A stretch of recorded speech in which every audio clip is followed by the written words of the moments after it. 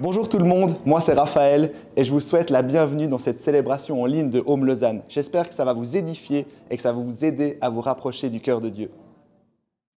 Merci, salut tout le monde, vous allez bien? C'est bon d'être là, hein, ce nouveau lieu.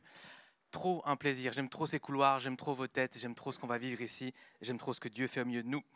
Trop bien, c'est moi qui apporte le message ce matin, ça a été dit, je m'appelle Jonas pour ceux qui ne me connaissent pas. Et puis je vais commencer juste en rappelant, on a commencé l'année en janvier avec une série qui s'appelait Building Home, construire home. Et alors que dans cette série, on posait des fondements. On a parlé pendant 8 semaines. C'est très rare qu'on fasse une série sur 8 semaines comme ça. On a posé des fondements, des piliers. Qu'est-ce qu'on croit qu'est l'Église? Comment on veut la vivre? Qu'est-ce qu'on croit à Home? Comment on veut vivre l'Église? Et ça tombait plutôt bien. On n'a pas choisi ça au hasard parce qu'on croit qu'on entrait déjà dans un nouveau chapitre. Je crois que Dieu déjà, en changeant de lieu, même si on n'était pas encore ici, nous emmenait quelque part. Si tu as manqué ces messages, va les écouter. C'est vraiment, vraiment important. La semaine passée, c'était l'anniversaire. On est arrivé ici et aujourd'hui, on commence une nouvelle série qu'on a intitulée Surnaturel. Ok, voilà, j'ai laissé un petit blanc ici parce que dès que je dis le mot surnaturel, ça suscite toutes sortes de réactions forcément très différentes ici. Et c'est sûr, forcément, en fonction de ton vécu, ton passé, il y en a qui se disent « Yes, trop bien !» ou carrément « Ah, enfin !» Quand c'est qu'on parle de ça, « Oh, mais attends, je suis là depuis 8 ans et on n'a jamais parlé de ça, j'ai l'impression. » Il y en a d'autres qui se disent ici « Oula, moi, ce mot, il me fait un petit peu peur. Je ne suis pas trop à l'aise. J'ai vu des trucs, j'ai entendu des trucs. Je ne suis pas sûr que ça me donne envie. On va voir ce que Jonas va dire. Peut-être je pars avant. On verra. » Mais pour certains, ça fait peur. Il y a un truc derrière où je ne sais pas trop et plutôt, ça ne me donne pas envie. Et pour d'autres, vous êtes peut-être juste indifférents. C'est quoi vraiment le surnaturel? Tiens, je ne me suis pas trop posé la question. Est-ce que je l'ai vécu? Je ne me rends pas compte. On va en parler. Et ma prière, alors que je préparais ce message, alors qu'on parlait de cette série, je priais pour toute cette série de messages autour du surnaturel. J'avais ma prière qui est encore là et pour moi, j'espère qu'on va répondre à ça. Mais je priais qu'on puisse être rassurés, que certains vont être rassurés sur ce sujet. Je priais de voir des gens réconciliés avec Dieu. Réconciliés avec Dieu, de voir des gens qui sont enseignés sur le sujet, qui sont équipés, des gens qui sont envoyés, qui sont transformés, mais aussi de voir des gens guéris. Je crois qu'il y a des blessures peut-être par rapport à ça, et je prie que certains soient guéris par rapport à des choses, établis, remplis, mais aussi challengés, bousculés dans nos habitudes.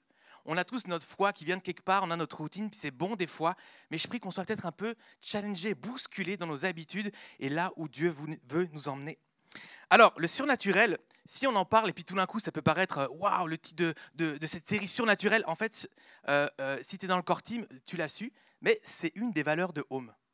Le surnaturel fait partie des valeurs de Home et généralement on en parle comme ça. Une vie surnaturelle, c'est une vie en partenariat avec le Saint-Esprit. Nous voulons vivre des vies surnaturelles, des vies qui déclarent « rien n'est impossible à Dieu ». Donc ça, c'est une sorte de définition. Et donc, on va passer pas mal de temps à parler du Saint-Esprit. Et pour entrer dans ce premier message, d'ailleurs, ce message, il va vraiment être un fondement pour le reste. Pour moi, c'est vraiment une priorité, ce que je vais dire ici, pour bien comprendre et établir le reste de cette série. On va donc parler du Saint-Esprit. J'aimerais commencer avec une citation d'un théologien influent en Amérique du Nord, James Packer. Il dit ceci: « Tout ce qui touche à la vie chrétienne est surnaturel. Que ce soit ses aspects théoriques ou pratiques, notre relation avec Dieu ou avec les autres, notre louange ou notre témoignage. La vie chrétienne est surnaturelle car seul l'Esprit peut l'initier, cette vie chrétienne, et la préserver. Par conséquent, sans lui, sans le Saint-Esprit, il n'y aura de vie ni chez le croyant, ni dans l'Église. En fait, sans le Saint-Esprit, il n'y aura ni croyant, ni Église. Le Saint-Esprit, les amis, est indispensable pour vivre notre vie de foi et notre vie d'Église. Pas de chrétien, pas d'Église sans le Saint-Esprit. Le Saint-Esprit, les amis, c'est un sujet tellement intéressant. Et puis, c'est bon qu'on en parle parce que peut-être on n'a pas tant parlé que ça. On a besoin, je crois, d'être enseigné là-dessus. Mais juste que tu saches, le Saint-Esprit est mentionné 800 fois dans la Bible. Le Saint-Esprit n'arrive pas dans la Bible seulement au niveau de la Pentecôte, acte 2, l'effusion du Saint-Esprit. Non, non. De la Genèse à l'Apocalypse, le Saint-Esprit est présent et agissant. Dès la création du monde, le Saint-Esprit est là, vivant, agissant, du Genèse à l'Apocalypse. Et donc, on va prendre le temps d'en parler. Le titre de mon message ce matin, c'est « Le Saint-Esprit plus qu'une puissance ». Plus qu'une puissance. Le Saint-Esprit, dans la Trinité, le Père, le Fils, le Saint-Esprit, c'est souvent le grand oublié de notre foi. Francis Chan a d'ailleurs écrit un livre intitulé « Le Dieu oublié » en parlant du Saint-Esprit. C'est un peu fort, mais il y a une réalité là-dedans. En tant que chrétien, on parle beaucoup du Père, du Fils. On prie beaucoup le Père, le Fils. Même quand tu pries généralement chez toi, peu importe où, on va prier Papa. Moi, je suis toujours admiratif de ceux qui prient Papa. Je trouve cette proximité. En anglais, Daddy God. Moi, ça me met un peu mal à l'aise, mais trop bien. Si vous le faites, génial. Je trouve cette proximité. Père, Papa, tu es bon. On va prier le Fils, mais c'est rare, plus rare qu'on va dire Saint-Esprit. Puis on a chanté ce chant tout à l'heure. C'est rare qu'on s'adresse directement au Saint-Esprit, n'est-ce pas? On a parfois du mal à comprendre qui est le Saint-Esprit, son rôle, comment vivre en relation avec lui. Et pourtant, c'est par lui qu'on a accès à la vie surnaturelle qui nous permet d'avoir. Alors j'aimerais commencer en nous invitant à comprendre, c'est mon premier point, que le Saint-Esprit est une personne. C'est peut-être un rappel pour beaucoup d'entre vous. Et dans ce point-là, Yves m'a partagé des notes d'un cours sur le Saint-Esprit qu'il a donné il n'y a pas longtemps que ça. Et j'aime trop pouvoir citer Yves, trop bien. Donc je ne vais pas juste le citer, je vous donne juste un extrait de quelques notes qu'il m'a donné. Il disait, le Saint-Esprit, c'est un peu comme cette personne dans un groupe d'amis qu'on côtoie depuis des années sans jamais vraiment lui parler. Hein, cette personne, elle est là dans le groupe, on est là, on se dit bonjour. Mais on n'a pas vraiment, on sait qu'elle existe, on l'a vu interagir avec d'autres, mais on n'a jamais construit de vraies relations avec lui. Une étude menée par le Ligonier Ministries aux USA, c'est une citation qui va s'afficher, en 2014, une étude révèle que 51% des chrétiens pensent que le Saint-Esprit est une force plutôt qu'une personne. Et en 2022, ce chiffre est monté à 60% parmi les croyants engagés. Plus d'un chrétien sur deux pense que le Saint-Esprit, c'est une force, c'est une puissance. La majorité des chrétiens considèrent le Saint-Esprit comme une énergie à utiliser plutôt qu'une personne avec qui entrer en relation. Et les amis, c'est vrai, je crois qu'il y a quand même cette tendance-là. Peut-être, on sait que c'est une personne, peut-être c'est pas exactement comme ça qu'on pense, mais dans les faits, dans notre expérience, on a cette tendance à en faire une force, une sensation, une expérience. Mais le Saint-Esprit est une personne. La Bible ne mentionne jamais le Saint-Esprit d'une autre façon qu'en personnifiant le Saint-Esprit. Le Saint-Esprit, par exemple, comme une personne, a des émotions. Si tu vas voir dans Éphésiens 4, verset 30, on apprend qu'on peut attrister le Saint-Esprit. Il peut être attristé, il a des émotions. Comme une personne, le Saint-Esprit a une volonté. Dans 1 Corinthiens 12, il y a toute une liste de dons spirituels. Et en fait, ça nous dit que ces dons, ils sont donnés selon la volonté du Saint-Esprit. Le Saint-Esprit donne comme il en a envie. Il a une volonté, il a des émotions, il a une intelligence. Tu peux aller voir Romains 8, 27, qui parle de la pensée de l'Esprit. Le Saint-Esprit est une personne. C'est une personne, plus qu'une puissance. Le Saint-Esprit est une personne. Et comme j'ai dit, peut-être tu te dis, mais bon, Jonas, c'est pas nouveau là ce que tu nous dis. On sait que le Saint-Esprit est une personne. Mais dans notre expérience, combien de fois on s'adresse au Saint-Esprit quand on a besoin de lui? On va frotter la lampe parce qu'on s'adresse au Saint-Esprit quand on a besoin d'un miracle ou d'une guérison ou de quelque chose. Et puis tout d'un coup, on va employer le nom du Saint-Esprit comme si tout d'un coup, c'était presque une superstition parce que c'est lui qui va faire quelque chose de spécial ici. On a besoin d'un miracle. Et tout d'un coup, quand on prie avec le Saint-Esprit, on va prier plus fort parce que le miracle vient du volume. Ou c'est ce qu'on a l'impression. On sait que le Saint-Esprit est une personne, pourtant combien de fois on veut l'utiliser comme un objet, en fait. On veut objectifier le Saint-Esprit parce qu'on croit qu'il va se passer quelque chose de miraculeux quand on parle du Saint-Esprit. On est souvent plus intéressé par les manifestations du Saint-Esprit que par le Saint-Esprit lui-même. Souvent, on est plus assoiffé de sa puissance que de sa personne. Mais Dieu ne veut pas qu'on adore ses miracles. Il veut qu'on l'adore lui. Amen. Lui, c'est une personne. Si c'est ton cas aujourd'hui, je vais t'inviter à le rechercher en tant que personne, à l'invoquer pour être avec lui avant de ce qu'il va pouvoir te donner, à découvrir qui il est tout simplement. Et tu sais, moi-même, je suis challengé avec ce truc-là. J'ai soif de connaître Dieu. Quand on dit Dieu, ça prend les trois personnes. Mais il y a trois personnes dans la Trinité, dans Dieu. Et puis, on veut avoir une relation avec le Père qui a un rôle de Père. Et puis, on prie souvent, transforme-moi, je veux être à ton image, Jésus. Mais est-ce que tu as demandé, Saint-Esprit, je veux te connaître toi? Moi-même, je n'ai pas souvent posé cette question. Je veux te connaître toi en tant que personne. Qui es-tu? Quel est ton rôle? Quelle est ta personnalité? Comment je peux apprendre à te connaître? Puis ça prendra toute une vie comme pour l'ensemble de la Trinité. Mais sache que sache que le Saint-Esprit, en tant que personne, est plus intéressé à vivre une relation avec toi qu'à te faire vivre des expériences. Je crois qu'il veut te faire vivre des expériences fortes, mais d'abord, il veut cette relation avec toi. Et peut-être que pour d'autres, c'est le problème inverse. Peut-être que tu ne vois pas le Saint-Esprit et tu ne l'utilises pas comme une puissance, mais peut-être au contraire, tu l'as mis une distance. Parce que tu te dis, bon, moi, ce truc-là, ça me fait un peu peur. Et puis le Père et puis le Fils, peut-être ça me suffit, mais moi je veux te rassurer. Le Saint-Esprit, il ne veut pas te faire des choses bizarres, te faire vivre juste des choses bizarres. Il veut être en relation avec toi. C'est une personne et il veut juste être avec toi. En tant que tel, ce n'est pas un problème d'aspirer à la puissance, au don, au miracle. Très bien, cherchons ces choses-là. Mais cherchons d'abord la personne du Saint-Esprit. Donc pour vivre ça, j'aimerais te donner 3 conseils pratiques pour réaliser et puis que c'est une personne, le Saint-Esprit.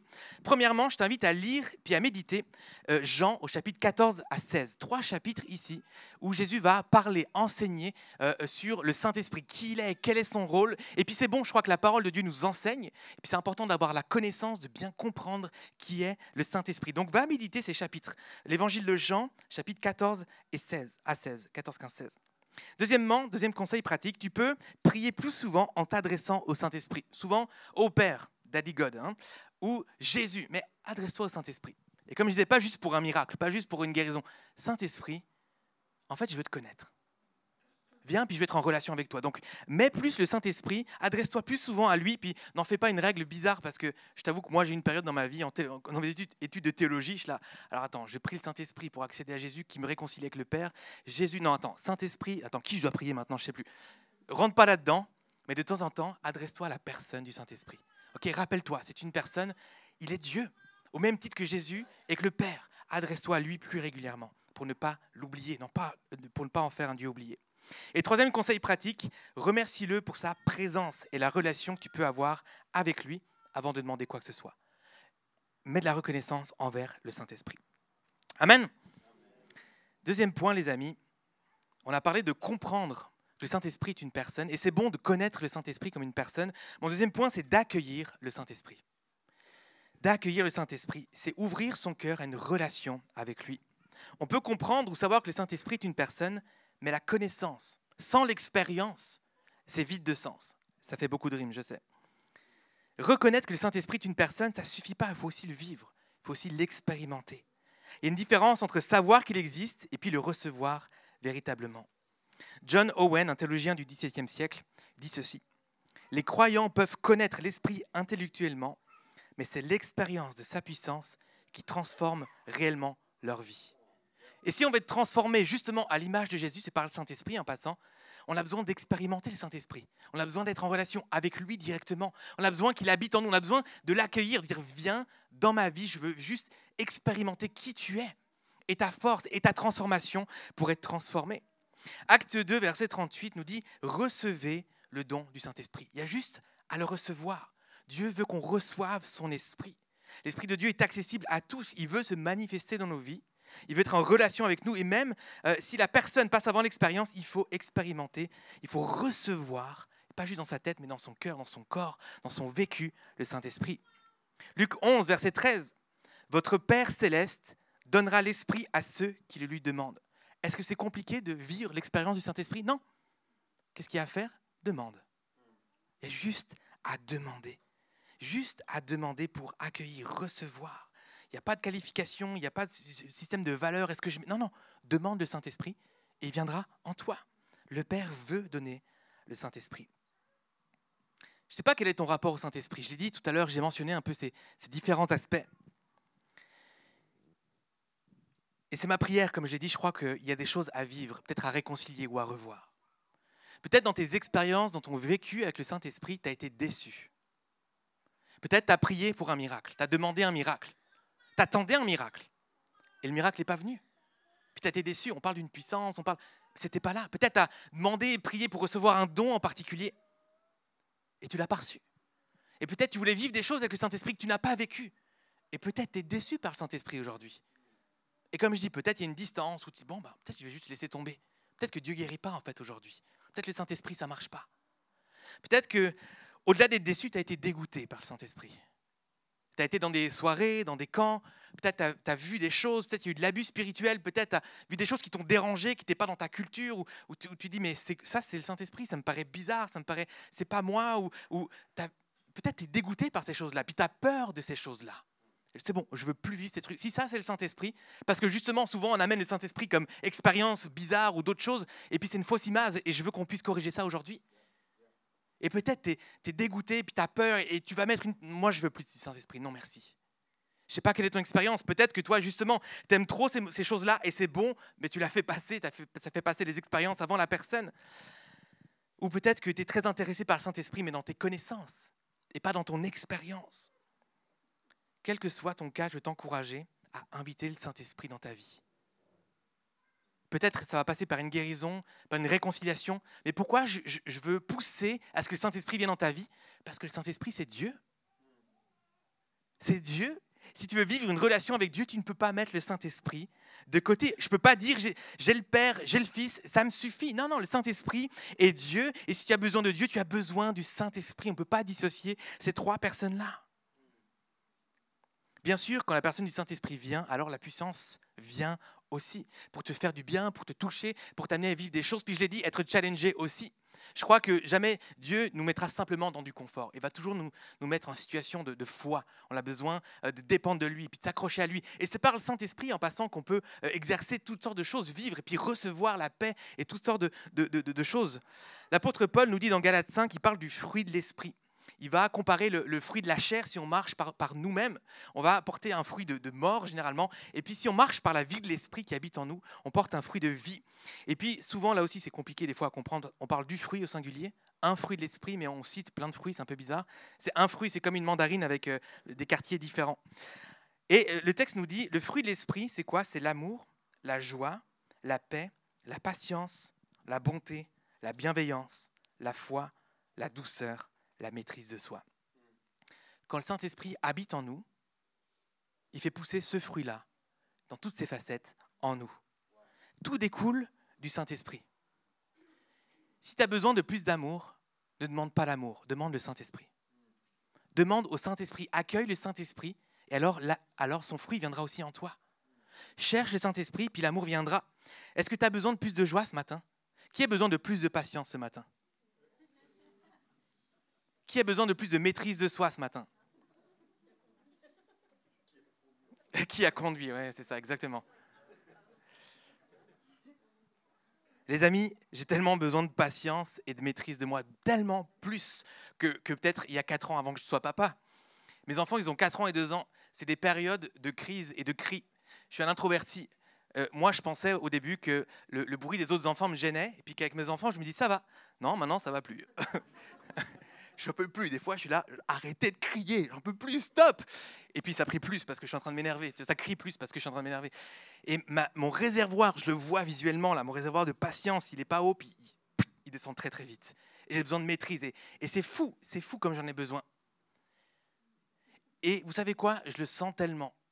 Les semaines où je suis bien plus connecté au Saint-Esprit, quand je lui laisse plus de place et je l'invite et je suis en meilleure relation avec lui, j'ai plus de patience. Je le sens concrètement dans mes semaines. C'est fou. Ma patience, ma maîtrise, elle est tellement... Mon réservoir, il est plus rempli, il est plus capable. Les amis, on a besoin. Je ne sais pas quels sont tes besoins dans ta vie. Je ne sais pas, dans tout ce fruit-là, on a tellement de sortes de besoins. Le Saint-Esprit, quand il vient en toi, il répond à ses besoins. Il fait grandir ce fruit-là. Tout découle du Saint-Esprit. Alors accueillons-le, comprenons que c'est une personne, mais pas juste comprenons-le, accueillons le Saint-Esprit. Ce n'est pas le fruit du Père, là, c'est le fruit de l'Esprit qui est là. C'est le Saint-Esprit, les amis. 3 conseils pratiques de nouveau ici. Invite le Saint-Esprit à remplir ta vie au moins une fois par jour. Le Saint-Esprit, c'est Dieu, puis de nouveau, on ne va pas rentrer dans les trucs compliqués, quelle personne de la Trinité, mais justement, en s'adressant au Saint-Esprit, une fois par jour, j'ai envie de dire tous les matins, mais il y en a qui ne sont pas du matin, voilà, on en parlera après, je vais remettre ça en question juste après.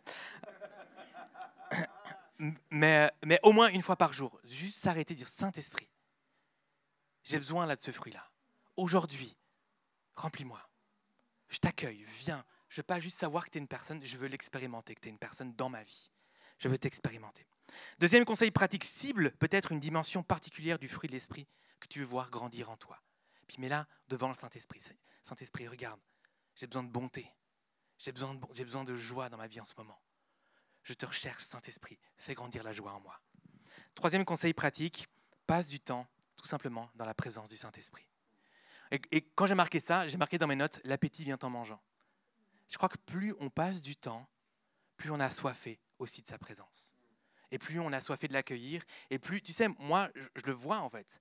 J'ai désespérément besoin de patience et de maîtrise.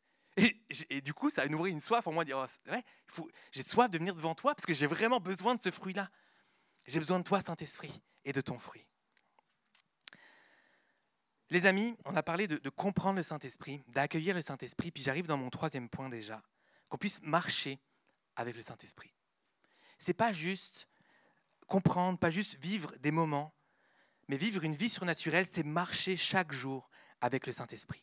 C'est pas un moment isolé, c'est pas l'inviter pour qu'il intervienne dans une situation, dans un moment, juste parce que moi là j'ai besoin en ce moment de maîtrise de moi, alors je vais l'inviter et puis à l'accueillir dans ma vie. Non, pas juste pour un miracle, pas juste pour une guérison. Le Saint-Esprit, c'est une personne, comme je l'ai dit, c'est Dieu. On veut être en relation continuelle et constante avec lui.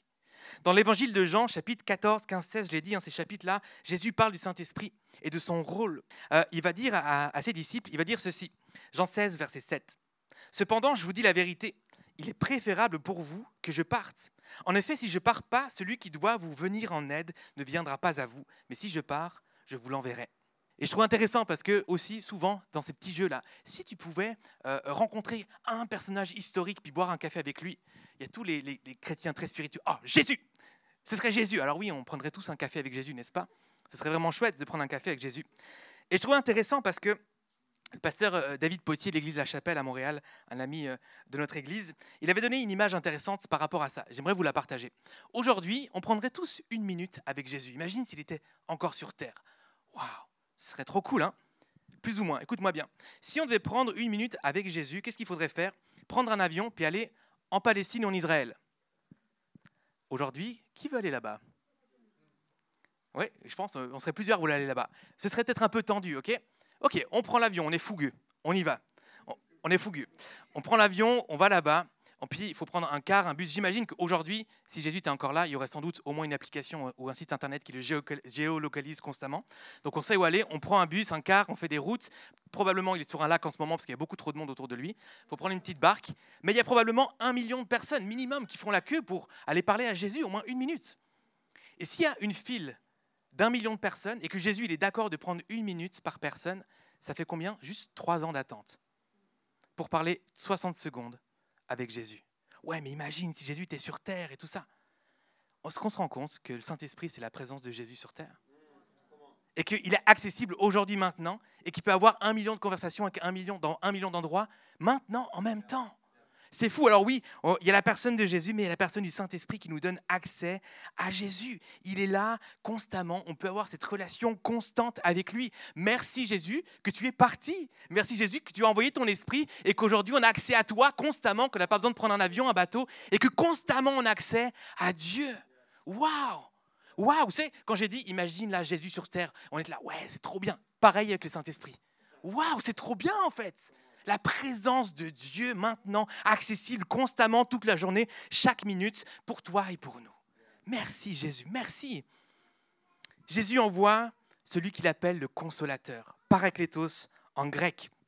Et paraklétos, j'aime trop ces mots-là quand on va chercher, parce que c'est tellement plus riche que juste notre français à nous. Ça veut dire aide, défenseur, intercesseur, consolateur. Il n'y a pas assez de mots en français pour décrire tout ça, mais il y a cette idée de quelqu'un qui est à nos côtés, qui nous soutient, qui nous accompagne, qui nous aide, qui nous défend, qui se tient avec nous. Et tout ça, c'est que des choses qui ne sont pas juste pour un moment, une soirée. Il va avec nous dans le combat de la vie, ce n'est pas juste pour un moment. Le Saint-Esprit, il est là pour nous défendre, nous soutenir dans toutes les périodes de nos vies, nous accompagner, nous aider. Le Paraklétos, le consolateur. Ce n'est pas le Saint-Esprit d'un moment, c'est le Saint-Esprit d'une vie. Jésus explique qu'il va envoyer son esprit. Et en fait, ça va plus loin, et c'est là que c'est vraiment beau. Jean 14, versets 16 et 17. Jésus dit, « Je demanderai au Père de vous donner quelqu'un d'autre pour vous venir en aide, afin qu'il soit toujours avec vous. C'est l'Esprit de vérité, mais vous le connaissez parce qu'il demeure avec vous et il sera toujours en vous. » Là, on ne se rend peut-être pas compte, mais la Bible nous dit que Jésus était Emmanuel, Dieu avec nous. Le Saint-Esprit, il est avec nous, mais en nous. Il est aussi en nous. Ça va plus loin que ce que Jésus pouvait apporter. Il est en nous. Dieu veut marcher avec nous et en nous. Ce n'est pas juste une présence. À l'époque de Jésus, on pouvait accéder à Jésus, puis si tu étais son disciple, tu étais tout le temps avec lui, sauf quand il disait « Lâchez-moi un petit peu, il faut que j'aille prier tout seul sur la montagne ». Là, on peut être avec le Saint-Esprit, mais on l'embarque en nous constamment, toute la journée. il est en nous. Il veut marcher avec nous, être notre ami. Et imagine, en parlant d'amis, imagine dans tes journées, prends ton meilleur ami, ta meilleure amie, la personne qui te fait le plus de bien, ok ? Et tu le prends dans tes journées, sur ton lieu de travail. Imagine, c'est ton collègue en fait. Et tu peux travailler avec lui, tu fais les réunions avec, tu te marres, c'est trop cool, le travail est plus léger. Dans les pauses, tu dis, ah, là, je me sens pas bien, elle a les bons mots pour toi. Et puis, cet ami-là est capable de juste te booster et tout, trop bien. Ah, les journées sont trop cool. Puis à midi, tu manges avec elle, et puis c'est trop cool. Puis, hey, il y a le collègue là, Jean-Eudes, il a perdu son père. Il est trop triste, ouais, mais c'est trop dur de trouver un prénom qui ne soit pas dans la communauté ici. S'il y a un Jean-Eudes, ben, bienvenue. Et puis là, il y a Jean-Eudes qui a perdu son père. Tu sais quoi ? Je crois qu'il a besoin là juste qu'on lui montre qu'il est important, qu'il est entendu. Allez, viens, on va lui parler. Et puis tu vas lui parler. Et puis tu vis, c'est trop beau. Le Saint-Esprit veut être ton ami. Il veut cette personne-là dans tes journées, dans ton école, dans tes formations, dans ce que tu vis dans tes pauses. Il te parle. Et ce n'est pas juste une soirée ou ce qu'on vit maintenant, c'est toute la journée. On appelle ça la communion de l'Esprit. On a une communion constante. Le Saint-Esprit, là, avec ton ami, il est ton ami. Dans ta journée, dans ton travail, quand il y a un problème, il te rassure, il te fait du bien. Il te parle, il te fait aller vers les personnes qui ont besoin. Il te dirige, il te donne un conseil. Ton ami, toute la journée. Abraham, il avait un titre incroyable. Il était appelé l'ami de Dieu. Ce qui est fou, hein ? Et aujourd'hui, moi je te dis que le Saint-Esprit veut être aussi ton ami. On peut être ami de Dieu, nous aussi. On n'existe pas pour juste obéir à un supérieur qui dicte nos vies. C'est une collaboration en fait, une amitié pour vivre une vie surnaturelle. Et il s'agit de ça quand l'apôtre Paul dit « prier sans cesse ». Je ne sais pas si tu l'as lu puis réfléchis ce verset. Moi, il m'a posé beaucoup de problèmes quand j'étais adolescent. Comment je vais faire ça, moi, prier sans cesse, hein ? Comment je vais faire ça ? Et il s'agit de ça en fait, ce n'est pas juste s'enfermer dans la chambre et puis prier toute la journée. Le Saint-Esprit veut te parler tout au long de la journée, te guider, te parler, agir en toi, mais aussi au travers de toi pour les autres. C'est ça, vivre une vie surnaturelle. Ce n'est pas juste des moments surnaturels. Ce n'est pas juste des expériences impressionnantes, des sensations fortes, des miracles spectaculaires. C'est bien plus qu'être témoin de tout ça. C'est expérimenter qui il est. On veut vivre pas seulement des moments, on veut vivre une vie incroyable et surnaturelle avec Dieu. Le diable aussi est capable de faire des miracles. Les signes, les prodiges, le diable en fait aussi. Et dans la Bible, on voit qu'il y a des gens qui font des choses extraordinaires, mais qui ne viennent pas de Dieu. La personne du Saint-Esprit, cette relation, cette communion avec lui. Je crois que ce qui témoigne le plus de qui est Dieu, ce n'est pas les miracles. Même Jésus va dire, hein, en fait, les miracles, ça ne va pas vous aider à accepter qui je suis, en fait. Les miracles ne vont pas toujours convaincre les gens. Mais je crois que ce qui témoigne plus de qui est Dieu, c'est une vie remplie de l'Esprit. C'est de voir des gens qui sont transformés par la présence de Dieu. On est transformés à son image, on édifie l'Église, on témoigne de Jésus. Je crois que c'est la vie de l'Esprit en nous, le miraculeux et la vie surnaturelle. Avant, et je ne dis pas que les signes et tout ça, ce n'est pas des bonnes choses. Oui, recherchons-le. Mais je crois que ce qui témoigne le plus, c'est la vie de l'Esprit en nous. Francis Chan a dit « Je ne veux pas que ma vie soit explicable sans le Saint-Esprit ». C'est challengeant, n'est-ce pas ? Mais si on peut tout expliquer dans nos vies sans avoir besoin du Saint-Esprit, je crois qu'on vit en dessous de ce que Dieu veut pour nous. En dessous de ce que Dieu veut pour nous. Et puis je veux le dire aussi, là, vivre une vie avec l'Esprit, ce n'est pas juste une option réservée à une élite spirituelle. Ce n'est pas juste pour les plus charismatiques d'entre nous, ceux qui ont le plus soif de voir des miracles. Non, vivre par l'Esprit, c'est le seul moyen d'être transformé et de voir le monde être transformé.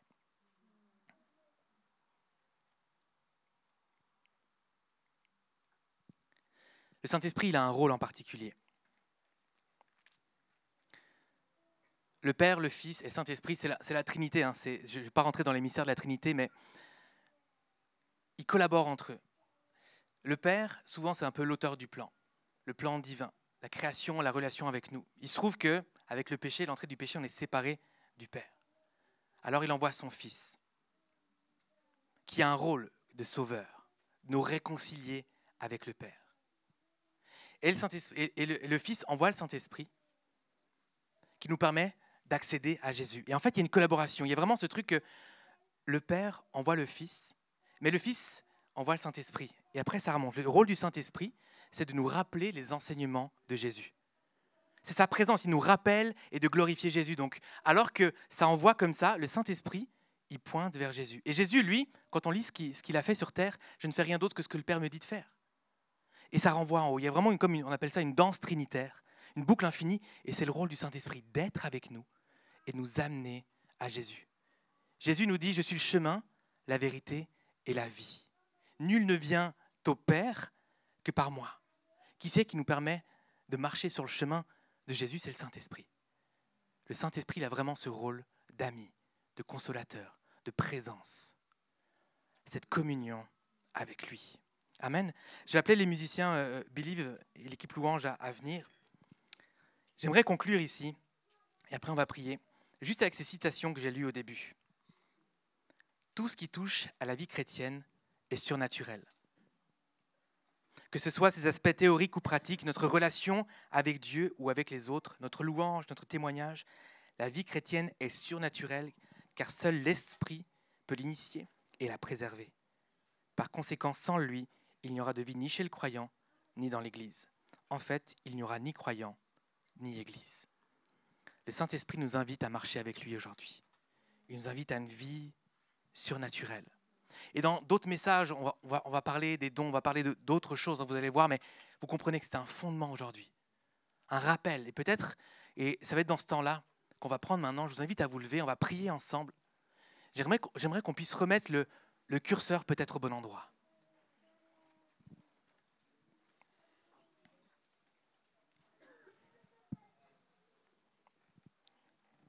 Je l'ai dit, je ne sais pas quel est ton rapport, on a tous un rapport différent au Saint-Esprit. Puis j'aimerais te donner l'occasion aujourd'hui de peut-être réconcilier, d'expérimenter, de vivre des choses.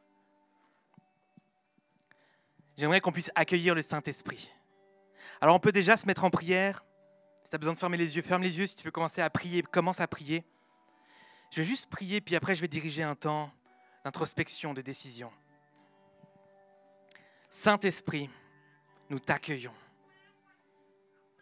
Nous reconnaissons que tu es Dieu et que nous avons besoin de toi.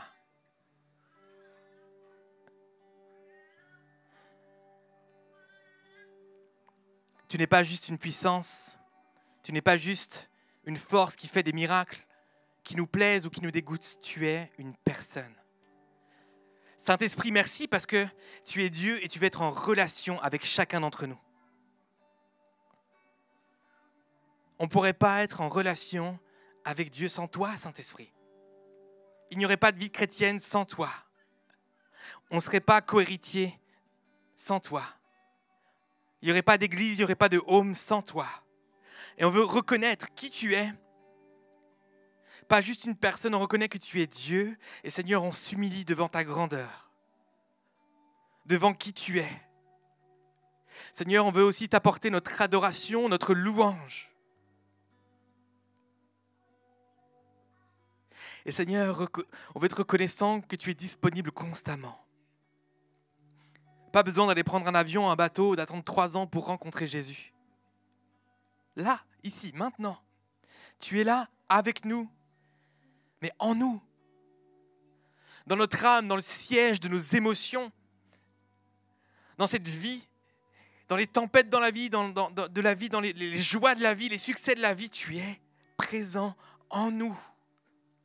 Pas juste une épaule sur laquelle pleurer, en nous, dans notre corps, dans notre âme, dans nos émotions. Tu nous consoles, tu nous apaises, tu nous donnes la paix, tu nous donnes la joie, l'assurance que les choses vont aller mieux, que dans le trajet de la souffrance, tu vas être avec nous. Seigneur, tu célèbres avec nous. Et Seigneur, alors que quand on est même malade dans notre corps, tu es présent, tu nous touches, tu nous guéris. Seigneur, on veut déclarer, peu importe notre expérience, peut-être nos déceptions, tu es le Dieu des miracles. Tu es vivant, tu es agissant. Seigneur, tu es le Dieu des miracles encore aujourd'hui. Tu sauves encore aujourd'hui. Tu guéris encore aujourd'hui. Tu ressuscites encore aujourd'hui. Tu libères encore aujourd'hui. Tu brises les chaînes encore aujourd'hui. Tu es vivant et agissant. Saint-Esprit, nous t'aimons. Nous t'aimons. J'aimerais m'adresser à plusieurs d'entre vous ici. Tous ceux peut-être que vous avez déplacé votre curseur. Vous aimez le Saint-Esprit, vous vivez des choses avec lui, mais peut-être vous l'avez pas mal utilisé comme un objet. J'ai un peu oublié que c'était une personne en fait. Et puis que tu as été plus assoiffé peut-être de sa puissance que de sa personne. Et je veux juste prier avec toi. Si c'est ton cas ce matin, je veux juste t'encourager, te dire Saint-Esprit, pardon. Pardon parce que je t'ai objectifié. J'ai voulu me servir de toi et j'ai mis de côté qui tu étais. Et je veux juste remettre le curseur au bon endroit. Je veux me rappeler que tu es une personne. Et je veux te chercher toi avant tes miracles, toi avant tes signes, toi avant ta puissance. Et Seigneur, je te prie pour chacune de ces personnes. Priez, si c'est votre cas, priez-vous et je prie avec vous.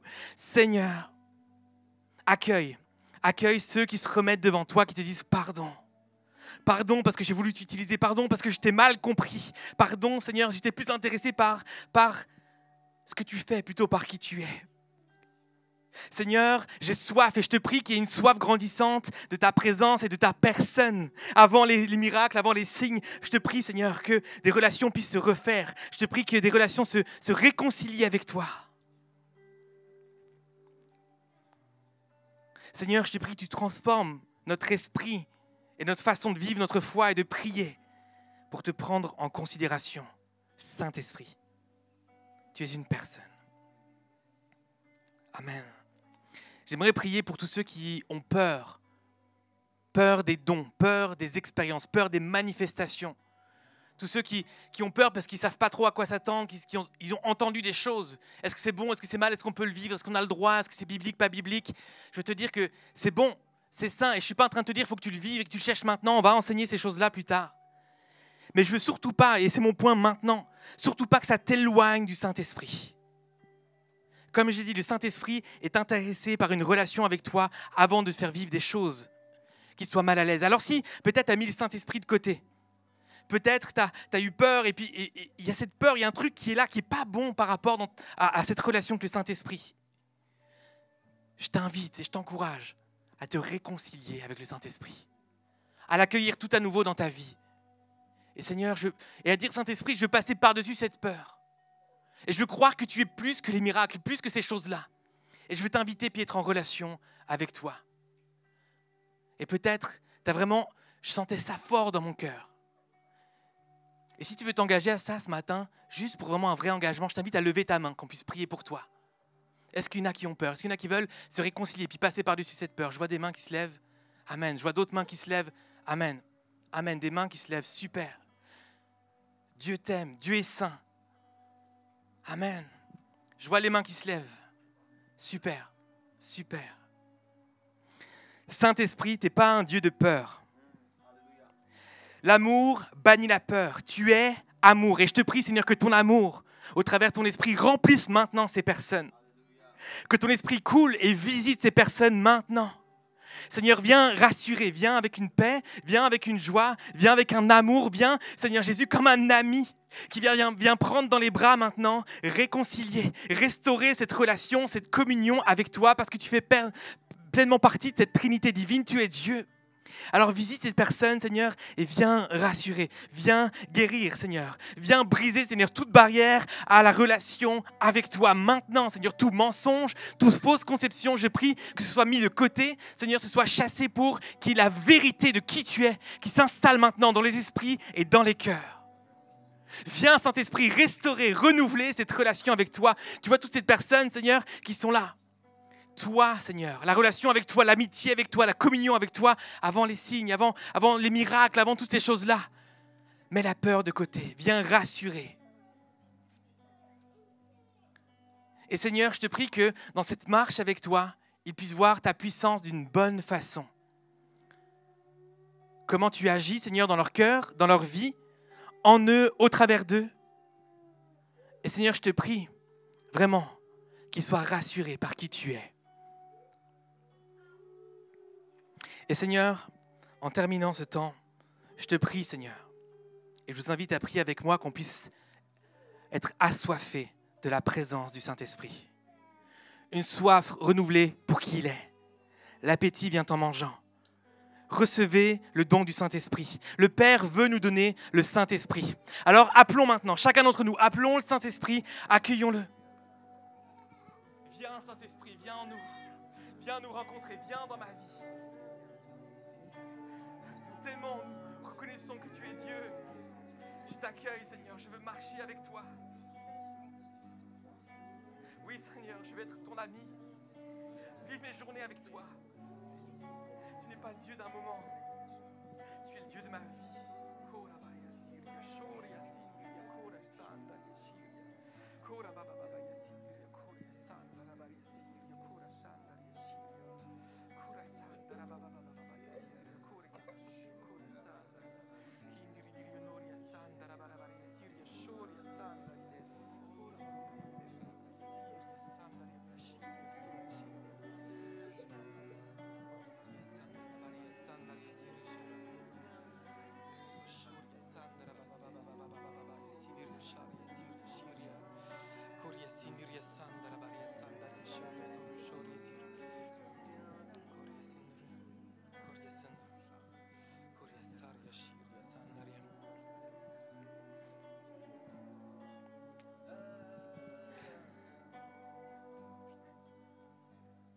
Augmente notre soif de toi. Apprends-nous à marcher avec toi quotidiennement.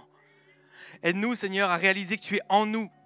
Seigneur, partout où on va, quand on se lève le matin, quand on prend le train, la voiture ou qu'on marche, qu'on prend notre vélo, quand on va au travail ou à l'école, on te prend avec nous. Seigneur, apprends-nous à profiter de ta présence, à communier avec toi, te prier sans cesse. Seigneur, te demander d'intervenir en plein milieu d'un cours, en plein milieu du travail, d'une réunion, de penser à toi, juste une pensée, puis de dire, Seigneur, tu es là. Seigneur, à te demander, à t'écouter, Seigneur Jésus. Rends-nous sensibles à ta voix, apprends-nous à t'écouter. Apprends-nous, Seigneur, à te demander des directions pour aujourd'hui, pour maintenant, pour une personne. Seigneur, montre-nous qui tu es. Seigneur, rends-nous assoiffés de vivre et de profiter pleinement de ta présence, Seigneur Jésus. Alors qu'on va reprendre un chant, j'avais à cœur, peut-être certains vous avez besoin qu'on prie pour vous, qu'on vous aide peut-être à accueillir le Saint-Esprit. Et alors, je vais simplement vous demander de vous avancer juste ici devant. Et puis, les pasteurs, les leaders, venez, on va prier avec vous. Si tu veux qu'on prie avec toi ce matin, tu sens que tu as besoin d'aide pour accueillir le Saint-Esprit, viens devant. Viens ici maintenant, tu peux t'avancer directement. Et puis, on va prier avec toi. Excellent. On peut retourner dans ce chant et puis on va prier avec vous, les amis.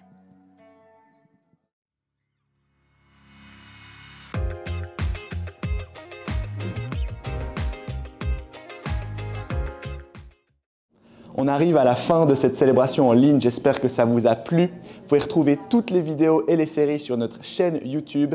Et puis on vous souhaite une bonne semaine et une bonne journée.